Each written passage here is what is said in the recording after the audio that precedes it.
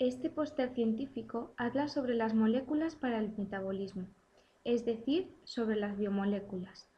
Pero antes de definir este concepto debemos saber primero qué son las moléculas.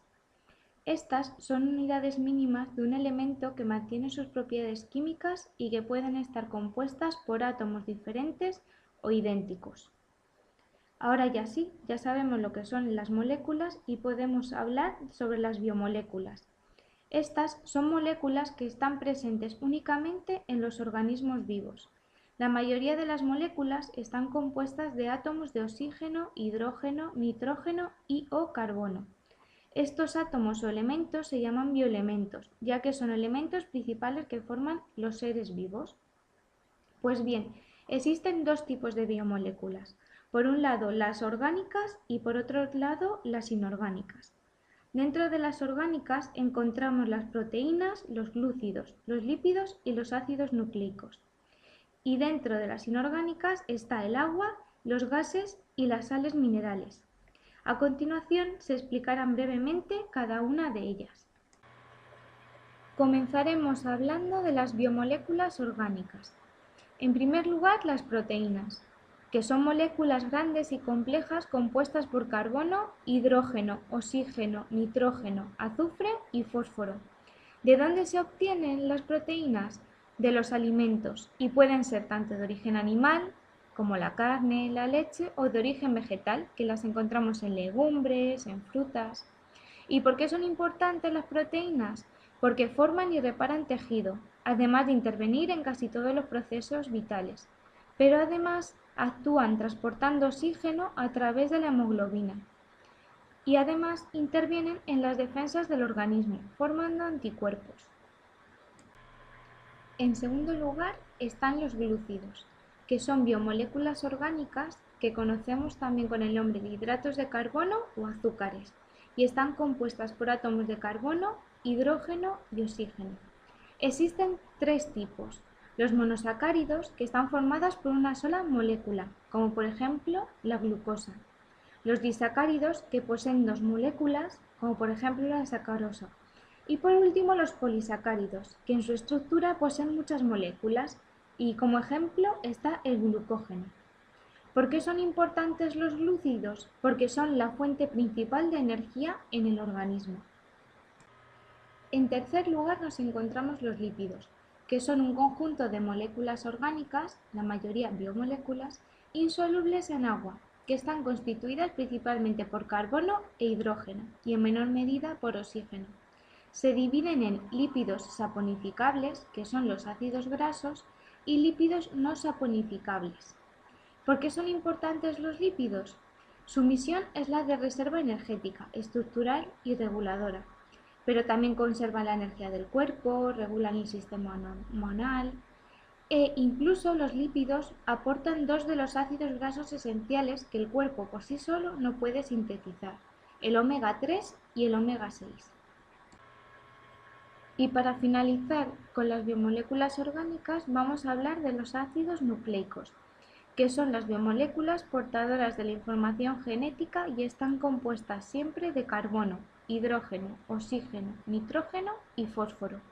Los nucleótidos son las unidades que forman los ácidos nucleicos, que se dividen en ácido ribonucleico, ARN, y ácido desoxirribonucleico, el ADN. Este último merece una especial atención. El ADN es un compuesto orgánico que contiene la información genética de un ser vivo y de algunos virus. Se caracteriza por ser la posición y la cantidad de nucleótidos a lo largo de las cadenas. Posee dos hebras enrolladas juntas para formar una doble hélice y está formado por bandas constituidas por nucleótidos. ¿Por qué es importante el ADN? En primer lugar, porque almacena información genética. Además, construye proteínas y ARN y transmite de generación en generación la información indispensable para el desarrollo de las funciones biológicas de un organismo.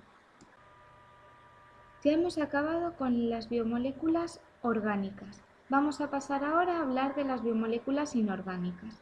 En primer lugar, el agua, que es una sustancia líquida incolora, inodora e insípida formada por dos átomos de hidrógeno y uno de oxígeno, Su fórmula química es, por tanto, H2O.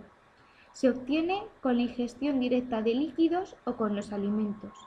¿Por qué es tan importante el agua? Porque es el disolvente universal.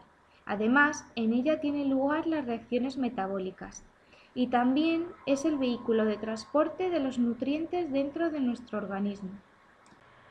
Dentro de las biomoléculas inorgánicas nos encontramos con las sales minerales, que aparecen en los seres vivos de forma sólida, disuelta en forma de iones o asociada a otras moléculas. Se dividen en macrominerales, como el potasio, el calcio, el magnesio, y microminerales, el zinc, flúor o el hierro. Se obtienen de las legumbres, las frutas y verduras, de los lácteos, carnes y de los cereales. ¿Y por qué resultan tan importantes las sales minerales? Poseen la función reguladora y estructural en el organismo. Además, dan consistencia a nuestros huesos y transportan sustancias de desecho, pero también regulan la salinidad de nuestro organismo y del proceso metabólico. Para finalizar con las biomoléculas inorgánicas, hablaremos de los gases.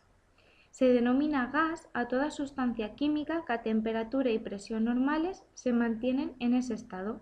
Los más importantes son el oxígeno, el ozono y el dióxido de carbono. ¿Y por qué resultan tan importantes los gases? Porque son esenciales para la respiración y la fotosíntesis. Además, actúan de catalizadores, acelerando o retrasando un proceso, y el oxígeno viaja por la sangre a través de los glóbulos rojos. Ya hemos visto lo que son las moléculas y las biomoléculas, así como los distintos tipos que existen. Ahora, para finalizar el póster científico, vamos a hablar del metabolismo, que es el conjunto de procesos físico-químicos que tienen lugar en los seres vivos, degradación de los compuestos orgánicos que da lugar a energía, y se dividen en dos procesos, en anabolismo y catabolismo. El anabolismo es el proceso completo por el que el organismo asimila los alimentos ingeridos y los convierte en materia viva. En este se incluyen los procesos de síntesis de proteínas mediante ribosomas, la síntesis de ADN durante la replicación, la fotosíntesis, la síntesis de glúcidos o hidratos de carbono complejos, etc.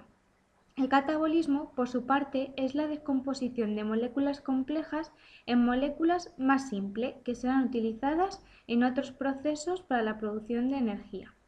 Este proceso incluye la digestión de la comida en la boca, en el estómago y en el intestino delgado, la respiración celular, en la cual la glucosa o los lípidos son oxidados hasta dióxido de carbono y agua, así como la digestión de los compuestos de carbono complejos presentes en la materia orgánica muerta por los descomponedores.